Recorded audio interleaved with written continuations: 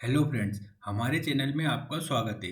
आज हम important cases that are related to Indian polity discuss करेंगे। जो भी अभी तक भारतीय संविधान को लेकर सुप्रीम कोर्ट ने डिसीजन दिए हैं या जो बहुत महत्वपूर्ण वाद हुए हैं, जिसे केस कहते हैं इंग्लिश में, वो डिस्कस करेंगे। So friends, let's start. The first case is Shankar Prasad versus union of India. ये केस हुआ था 1951 में। इस केस में क्या हुआ था कि जो फर्स्ट कॉन्स्टिट्यूशनल अमेंडमेंट हुआ था 1951 में, उसको चैलेंज किया गया था।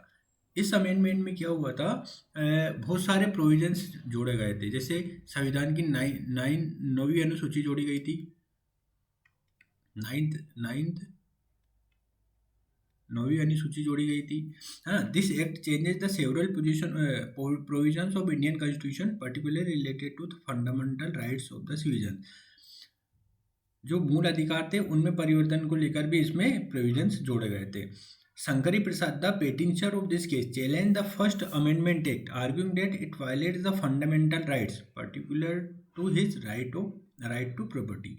पहले राइट टू प्रॉपर्टी एक मूल अधिकार हुआ करता था, तो इसमें इसको चैलेंज किया गया था कि ये इससे वायलेट हो रहा है। ठीक है। फिर सुप्रीम कोर्ट ने क्या कहा, in this judgment the supreme court held that the Indian parliament had the authority to amend any part of the constitution including the fundamental right. तो कोर्ट ने फिर ये फैसला दिया कि भारत जो पार्लियामेंट है, भारतीय संसद को भारत के संविधान के किसी भी हिस्से में संशोधन करने का अधिकार है, और उसमें फंडामेंटल राइट भी नहीं थे। मतलब ये कहना था कि शंकरी प्रसाद मामले में उन्होंने कहा था कि जो पहला संविधान संशोधन जो किया गया, फर्स्ट कॉन्स्टिट्यूशनल अमेंडमेंट जो हुआ, उसमें संविधान में बहुत सारे चेंजेस किए गए, जिसमें राइट टू प्रॉपर्टी, एक शंकरी प्रसाद नाम के व्यक्ति का राइट टू प्रॉपर्टी वायलेट हो रहा था। तो इसमें कोर्ट ने कहा कि आप भारतीय संसद संविधान के किसी भी हिस्से में संशोधन कर सकती है, उसमें फंडामेंटल राइट भी नहीं थे। सो ये केस इससे रिलेटेड था। नेक्स्ट केस क्या है, Golaknath case versus state of Punjab. ये केस 1967 में हुआ था। इस केस में क्या हुआ था कि petitioner argued that the parliament did not have authority to amend the fundamental rights and these rights should be considered beyond the reach of constitutional amendment. जो इसमें जो पेटिशनर थे, उनका ये कहना था कि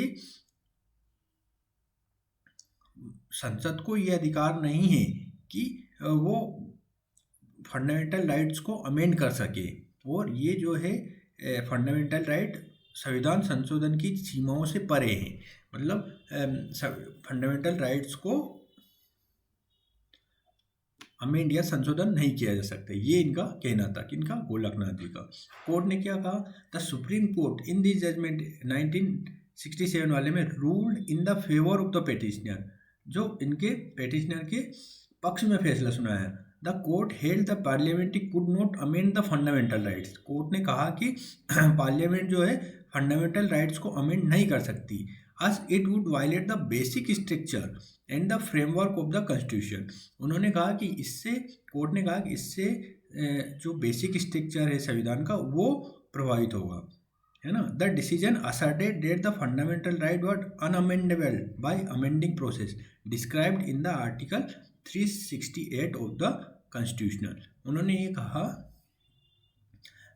मतलब इस डिसीजन का ये मतलब निकलता है कि फंडामेंटल राइट भारत के संविधान के अनुच्छेद 368 के तहत परिवर्तित नहीं किया जा सकता।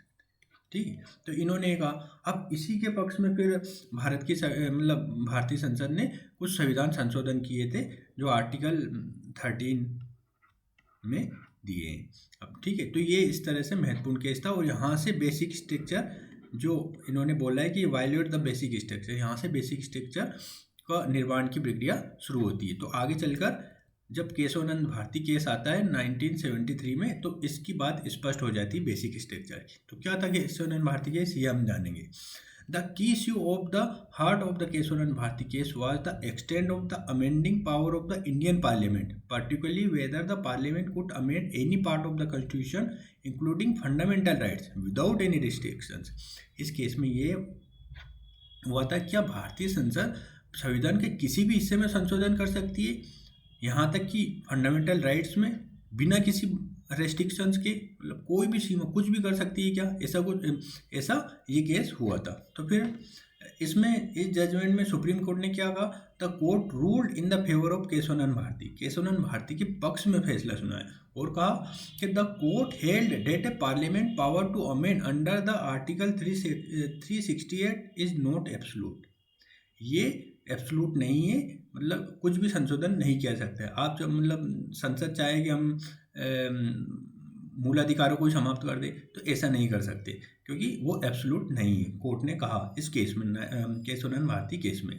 The court establish the doctrine of basic structure of the constitution which implies that while the parliament can amend the constitution but it cannot alter the basic structure that include fundamental features, values and principles।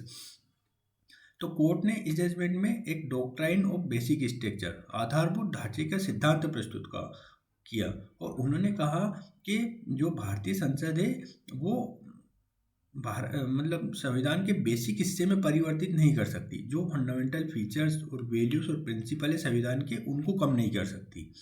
ठीक है, तो और ये आधारभूत ढांचे के अंदर क्या क्या आएगा ये नहीं बताया, सिर्फ उन्होंने कहा भारत के संविधान में जो आधारभूत ढांचा है वो नहीं बिगड़ना चाहिए, आप संशोधन करिए, हमें कोई दिक्कत नहीं, लेकिन आधारभूत ढांचे को नष्ट नहीं करिए। ठीक है, तो ये इस केस का लैंडमार्क जजमेंट था। इसमें 7:6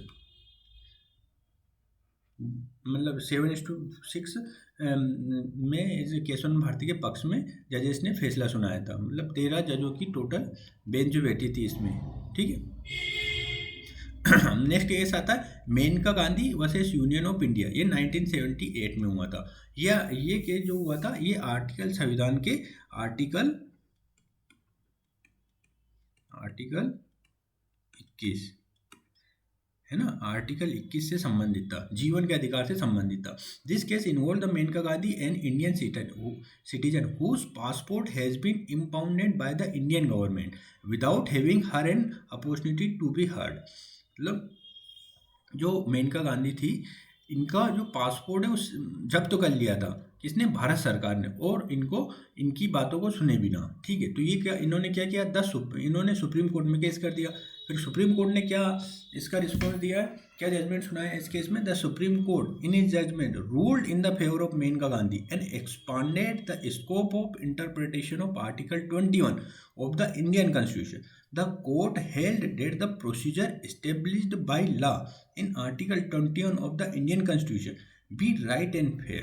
उन्होंने कोर्ट ने यह कहा कि भारत के संविधान का जो आर्टिकल 21 है उसमें जो विधि द्वारा स्थापित प्रक्रिया है उसको वो मतलब एक सही और फेयर होनी चाहिए, ये फेयर होनी चाहिए। इसमें मतलब ऐसा नहीं होगा आपने जो बिल्कुल नियम है उसी के हिसाब से चलोगे, है ना। द कोर्ट स्टेब्लिश, नियम है उसी के हिसाब से चलोगे। कुछ ऐसी प्रक्रियाएं भी होती है जो इंट्रिसिक इम्प्लाई होती है, अंतर्निहित होती है, उनको भी देखा जाना चाहिए।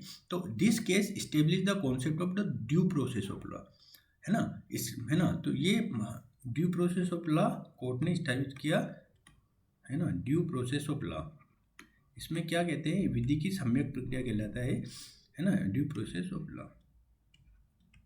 ठीक है ना। इसमें ऐसा नहीं डायरेक्ट जो कानून में लिखा है वो ही फॉलो करना है, उससे संबंधित जो भी बातें हैं आसपास, उससे भी जो इंट्रिकेट मतलब उससे जो भी चीज़ें निकल कर आती है उसको भी ध्यान में रखा जाना चाहिए। तो ये ड्यू प्रोसेस ऑफ लॉ यही कहलाती है। प्रोसेस स्टेब्लिश्ड बाय लॉ, तो ये होता है जो कानून में लिखा है वही होगा, और ड्यू प्रोसेस ऑफ लॉ ये कहलाता है कि कानून में लिखा है वो तो होगा ही सही, और उसके आसपास जो भी चीज़ें इसके पक्ष में हो सकती है, मतलब उससे निहित अंतर्निहित या उसके निष्कर्ष में निकली जा सकती है, उसे ड्यू प्रोसेस ऑफ लॉ कहते हैं। तो ये मेनका गांधी केस का महत्वपूर्ण जजमेंट था सुप्रीम कोर्ट का। Next, Minerva mills versus union of India in 1980 में हुआ था। This case is significantly for defining the relationship between fundamental rights and DPSP, directive principle of state policy. It limiting the amending power of the Indian parliament with respect to the fundamental rights. इन्होंने जो Minerva mills case हुआ उसमें court ने ये कहा कि राज्य के मूल अधिकार और राज्य के नीति निर्देशकता तो एक दूसरे के पूरक हैं, है ना, एक दूसरे के कम्प्लीमेंट्री है। सो इस केस में ये मिनर्वा मिल्स का महत्वपूर्ण जजमेंट था। Next, SR Bombay versus union of India 1994। ये केस जब बाबरी मस्जिद का मुद्दा चल रहा था जब हुआ था, ठीक है। This case establish the guidelines for the imposition of president's rule article 356 in Indian state ensuring that you sparingly and under specific condition. तो ये आर्टिकल बहुत सारे राज्यों में क्या हो रहा था, राष्ट्रपति शासन लगाया जा रहा था, है ना, प्रेसिडेंट रूल लगाया जा रहा था।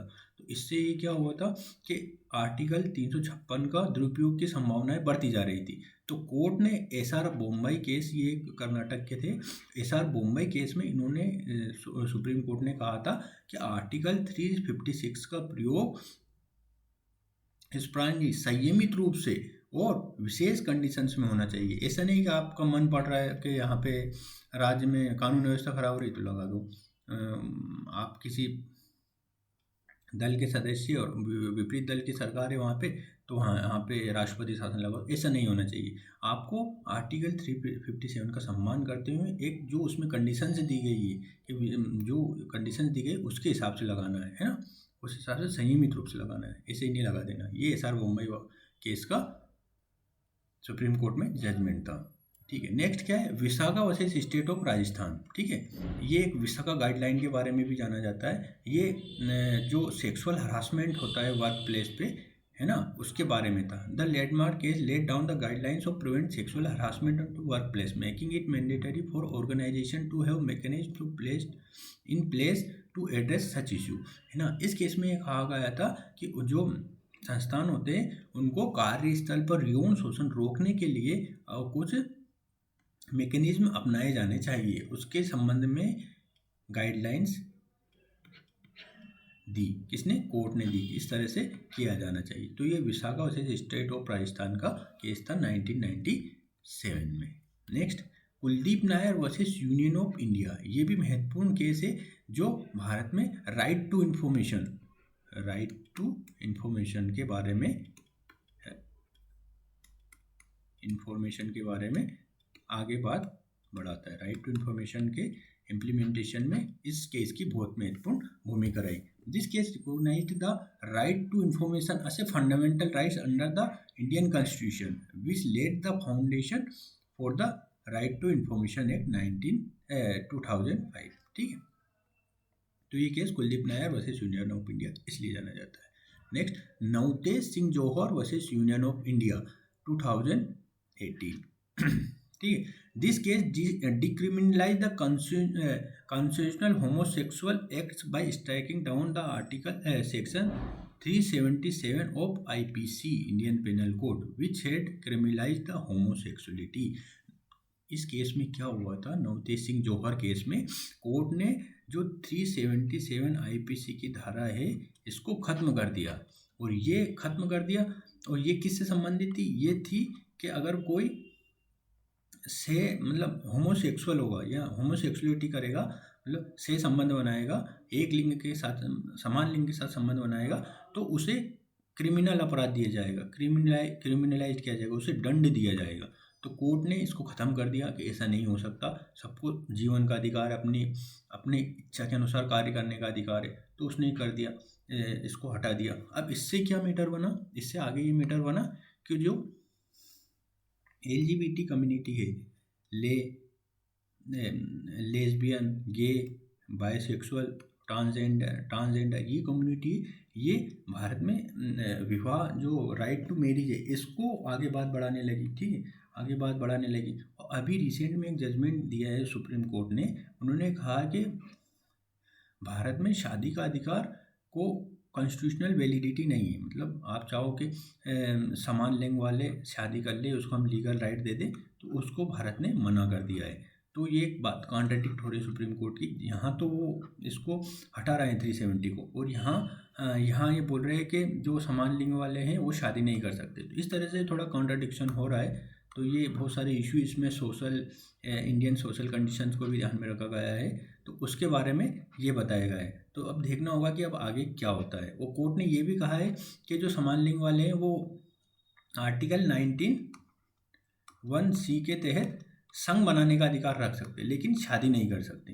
ठीक है, तो ये एक उन्होंने कहा है। और उन्होंने कहा कि भारत की संसद इस संबंध में कुछ विशेष प्रयास करे, जो LGBT कम्युनिटी है इनके उत्थान के लिए ये जो अधिकार मांग रहे हैं इनकी दिशा में कुछ प्रयास करे। तो ये Navtej Singh Johar case union of India के बारे में है। ये बहुत महत्वपूर्ण केस था। नेक्स्ट कौन सा है? Sabarimala temple entry case 2019। ये केस भी बहुत विवादों में रहा था। ये केस क्या था कि जो केरल का सबरीमाला मंदिर है उसमें महिलाओं की एंट्री को लेकर था। एक पक्ष ये चाहता था कि समानता के अधिकार के तहत है कि सभी लोगों को मंदिर दर्शन कर दिया जाए, उसमें सभी पुरुष महिलाएं सभी आए। लेकिन एक पक्ष का ये मानना था कि जो मेंस्ट्रुएटिंग एज होती है महिलाओं को, है ना, हर महीने में 5-6 दिन के लिए मेंस्ट्रुएटिंग एज होती है, तो उसमें महिलाओं को एंट्री ना दी जाए, क्योंकि इससे जो भगवान की पवित्रता है उसको चोट या आघात पहुंचता है। ये इस मंदिर वालों का मानना था। तो इस केस में supreme court allowed the entry of women in all ages into the temple, upholding their right to equality and non discrimination.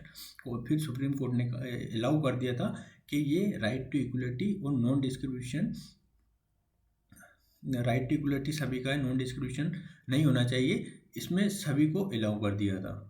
ठीक है, फिर यहाँ पे आर्टिकल 25 भी आ जाता है कि धार्मिक स्वतंत्रता क्या होगी, क्योंकि कई अलग अलग तरह के धर्म होते हैं, उनमें क्या क्या बातें लिखी हैं, है ना, कहाँ महिलाओं को अलाउ होता है कहाँ नहीं होता, ये एक मुद्दा बना होता है। लेकिन कोर्ट ने बोल दिया सभी इसमें जा सकते हैं। तो ये सबरीमाला टेम्पल एंट्री केस था। नेक्स्ट, अब इन 10 केस से संबंधित हम MCQ भी डिस्कस करेंगे, तो करते हैं डिस्कस। पहला क्या, और इसके आंसर आपको लास्ट में दिए जाएंगे, आप PDF सेक्शन को डाउनलोड करिए और इन क्वेश्चनों को ट्राई करिए, आपके कितने सही होते हैं मिलाइए। मैं यहाँ पे डिस्कस कर देता हूँ। In which case did the supreme court of India introduce the doctrine of basic structure of the constitution. तो वो कौन सा केस था? ये था केशवानंद भारती केस। ठीक, मेनका गांधी केस में क्या हुआ था? ये आर्टिकल 21 से संबंधित था। गोलकनाथ 1967 में हुआ था। ठीक है, इसमें बेसिक स्ट्रक्चर इंट्रोड्यूस नहीं किया था, इसमें बातें आने लगी थी। इंट्रोड्यूस केशवानंद भारती में किया था। मिनर्वा मिल्स केस, इसमें क्या कहा था? फंडामेंटल राइट्स और DPSP एक दूसरे के पूरक है। तो इसका आंसर हो जाएगा correct, Kesavananda Bharati case. Next, in the Maneka Gandhi versus union of India case the supreme court expanded the interpretation of which fundamental right to include the right to travel abroad. जो विदेश घूमने का अधिकार है वो कौन से अधिकार में इन्होंने बताया था सुप्रीम कोर्ट? ये कहा था right to person liberty, article 21। Article 21 के तहत इसका बोला था कि विदेश जाने का अधिकार आर्टिकल 21 में नहीं थे, इससे इसको राज्य छीन नहीं सकता, आर्टिकल 21। ठीक है, नेक्स्ट क्वेश्चन क्या है? Which case challenge the constitutionality of the 42nd amendment act 1976 and reaffirmed that the doctrine of basic structure of the constitution. ठीक है, कौन से आर्टिकल में कौन से जो केस है उसमें 42nd अमेंडमेंट को चैलेंज किया गया था और कहा गया था कि डॉक्ट्राइन ऑफ बेसिक स्ट्रक्चर जो है वो होना चाहिए। तो SR बॉम्बे केस में तो नहीं कहा गया था, क्योंकि ये तो 1992 में, और ये आर्टिकल 356 है ना, राष्ट्रपति शासन से संबंधित था। केशवानंद भारती केस में तो बेसिक स्ट्रक्चर आया ही था, तो रीअफर्म की तो बात ही नहीं होती है। ठीक है, ये जब आया ही था तो ये भी नहीं हो सकता। गोलकनाथ केस 1967 में आया था। ठीक है, तो ये इसके पहले ही बेसिक स्ट्रक्चर बना ही नहीं था। ठीक है, ये भी नहीं। मिनर्वा मिल्स केस इसका आंसर है, ये 1980 में आया था। ठीक है, इसमें ये कहा था जो 1942nd अमेंडमेंट एक्ट की कॉन्स्टिट्यूशनलिटी पे सवाल उठाया गया था और reaffirm the doctrine of basic structure के बारे में बताया था, 1980 में हुआ था। इसमें यह भी बताया गया था कि फंडामेंटल राइट्स और DPSP के मध्य एक दूसरे में संबंधित, पूरकता का संबंध है। The case of Kesavananda Bharati versus state of Kerala 1973 is often referred to us. ठीक है, केशवानंद भारती वर्सेस केरल राज्य का जो केस है वो इमरजेंसी केस से नहीं है, ये आप जानते हैं। राइट टू प्राइवेसी केस से भी नहीं है। बेसिक स्ट्रक्चर इससे बना था, है ना, बेसिक भारत के संविधान का आधारभूत ढांचा इसी से बना था। तो इसका ये आंसर हो जाएगा। द रिजर्वेशन केस को नेम इंदिरा साहनी केस के नाम से जानते हैं ना, इंदिरा साहनी, है ना, इंदिरा साहनी इंदिरा साहनी केस जो 1992 के आसपास हुआ था, 1992 या 3 के आसपास हुआ था, इसे रिजर्वेशन केस के नाम से जाना जाता है। तो इसका आंसर हो जाएगा basic structure. Next question, which case is known as the expanding the understanding of article 21 of the Indian constitution is include the right to life with dignity. कौन से वो कौन सा केस था जो आर्टिकल 21 को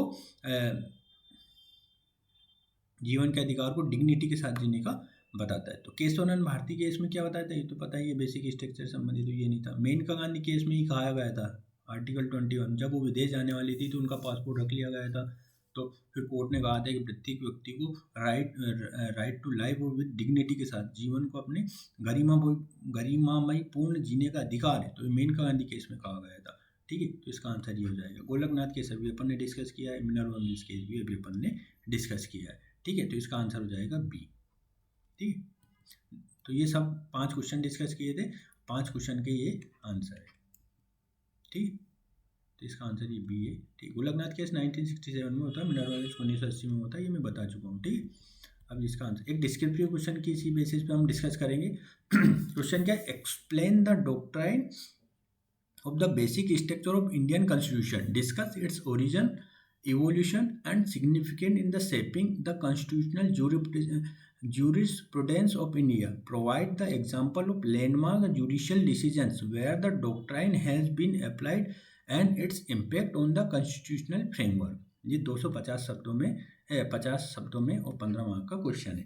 ठीक है, इसमें आपको बताना है कि डॉक्ट्राइन ऑफ बेसिक स्ट्रक्चर के पूरा ओरिजिन, एवोल्यूशन और इसका सिग्निफिकेंस क्या है, ये बताना है। तो doctrine of basic structure of the Indian constitution is a fundamental legal principle that has had to profound impact on the interpretation of the constitution and the limitations on the amending power of the Indian Parliament, है ना। ये भारतीय संविधान के जो संशोधन के बारे में भी बताती है, उसकी शक्ति के बारे में बताती है, किस हद तक वो संशोधन कर सकता है। This doctrine hold that while the constitutional can be amendment by the parliament under article 378, it cannot alter or destroy its basic structure। ठीक है, उन्होंने ये बोला है कि भारत की जो पार्लियामेंट है वो आर्टिकल 378 के तहत भारतीय संविधान में परिवर्तन कर सकती है, लेकिन वो भारत के संविधान के बेसिक स्ट्रक्चर को नष्ट नहीं कर सकती। The doctrine was first articulate in the historical Kesavananda Bharati case in 1973 and has since become a cornerstone of Indian constitution jurisprudence. ठीक है, ये 1973 में बताया और उसके बाद से ये बातें चली आ रही हैं कि आधारभूत सिद्धांत क्या होने चाहिए। कोर्ट ने बहुत सारे मुद्दों में बताया भी कि ये आधारभूत सिद्धांत है, ये आधारभूत सिद्धांत है, ये आधारभूत सिद्धांत है। जैसे उन्होंने बोले मूल अधिकार आधारभूत सिद्धांत है। ठीक है, निर्वाचन आयोग आधारभूत सिद्धांत है, इसमें नकारात्मक संशोधन नहीं किया सकता है ना। बहुत सारी चीज़ें, जैसे संसदीय ढांचा को आप नहीं बदल सकते।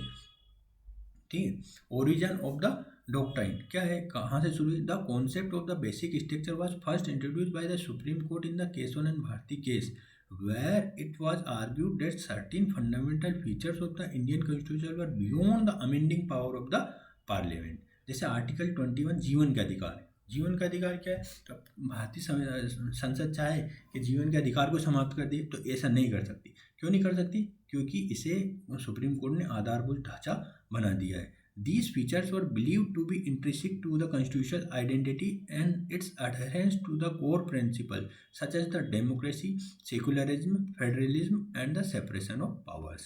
ठीक है, इस आधार पर उन्होंने बोला कि ये बेसिक स्ट्रक्चर का हिस्सा है, आप इसको परिवर्तित नहीं कर सकते।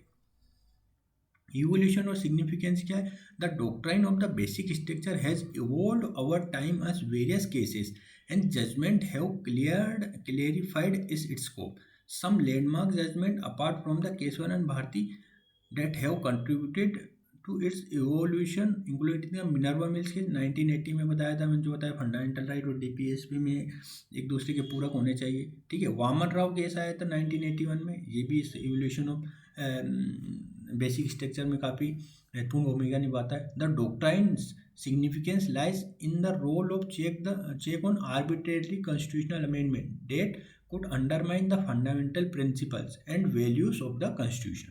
इसके बारे में रहता है। एग्जाम्पल्स ऑफ एप्लीकेशन क्या हो सकता है? मिनर्वा मिल्स केस में मैंने बताई दिया कि 42 अमेंडमेंट एक्ट के बारे में इसको चुनौती दी गई थी, ठीक है। In the Waman Rao case में क्या होता कि फेडरल स्ट्रक्चर के बारे में बताया था, ठीक है। सेंटर और स्टेट के बारे में जो शक्तियों का विभाजन होता है वो भी एक फंडामेंटल राइट्स के अंतर्गत बताया था, ठीक है। एसआर बोम्बई केस में भी मैंने बताया था कि जो doctrine of use to safeguard the principle of secularism और फेडरलिज्म, जो आर्टिकल 356 जो यूज हो रहा था फ्रिक्वेंटली राष्ट्रपति शासन लगाने में, वो बाबरी मस्जिद के समय ये लगाया जा रहा था, बाबरी मस्जिद के समय, है ना। तो ये भी एक सुप्रीम कोर्ट ने फैसला सुनाया था कि आप आर्टिकल 357 का मनमाने तरीके से प्रयोग नहीं कर सकते, ठीक है। नेक्स्ट क्या है? अब impact of the constitutional framework, इसका क्या कॉन्स्टिट्यूशनल फ्रेमवर्क होता है? The doctrine of the basic structure has had a profound impact on the Indian constitutional framework. It ensures that the constitution core values and principles remain intact and are not subject to the arbitrary challenges by the legislation, ठीक है। संविधान मतलब संविधान के जो मूलभूत सिद्धांतों को है वो पार्लियामेंट या संसद के सदन जो भी होते हैं, राज्य विधानसभाओं के सदन आसानी से परिवर्तित नहीं कर पाएंगे, ठीक है। आधारभूत ढांचे को परिवर्तित नहीं कर सकते। It uphold the principle of judicial review, है ना, न्यायिक अवलोकन की शक्ति को भी उन्होंने बनाए रखा। And protect to the constitutional identity as a living documents capable of adapting to the changing circumstances while the preserving it essential feature.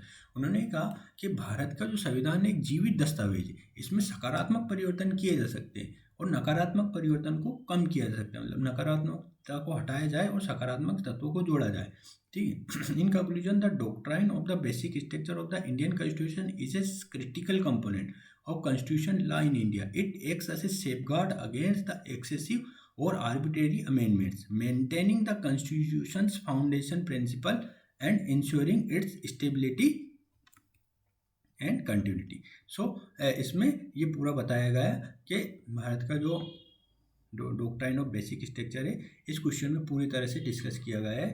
आपको अगर इस तरह से कुछ लगता है इसमें कुछ छूटा हुआ है तो आप डिस्क्रिप्शन बॉक्स में लिख सकते हैं, और ये वीडियो कैसे इम्प्रूव किया जा सकता है या आपको कहीं इसमें कमी लग रही है तो आप बता सकते हैं। ये वीडियो देखने के लिए धन्यवाद।